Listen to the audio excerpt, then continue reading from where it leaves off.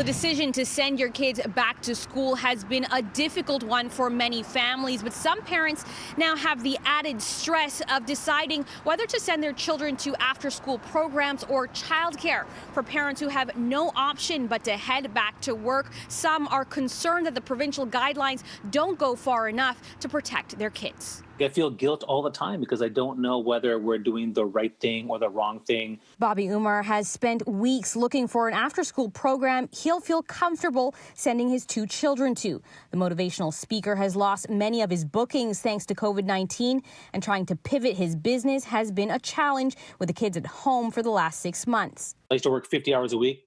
I could do 25 hours a week because interrupt, I'm doing more cooking, I'm doing more cleaning, more dishes. Like, there's just so much stuff.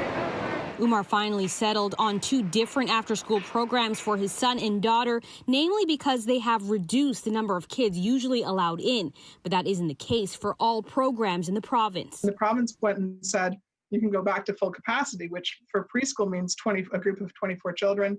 For school age means a group of 30 children. The Ontario Coalition for Better Childcare says while there are strong provincial guidelines for screening, cleaning and PPE, there are no reduced caps on group sizes. And there's also concern about school cohorts mixing with other kids.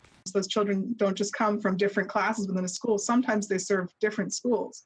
So there's nothing really that has been put into place to control that. While some programs are coordinating cohorts with schools and reducing group sizes, advocates worry the discrepancies across programs will put certain families at more risk than others. If that's not happening across the board, where isn't it happening? To me, if we have any after-school care program that has 30 children in an ill-ventilated basement, not acceptable. The province tells CityNews they encourage school boards to group children for the school day who require before and after school care to the greatest extent possible. But they wouldn't answer why they haven't reduced the cap on group sizes, only saying their guidelines are based on advice from the province's chief medical officer of health. Those gaps have led many to opt out of childcare altogether. The programs, for the most part, before and after school are not full, so there's vacancies. Certainly for the month of September, we've seen families change their mind more than once. The coalition is also concerned low enrollment could lead to long-term closures, which would be devastating once more parents eventually return to work. Considering pre-pandemic, affordable childcare spots were already incredibly difficult to secure.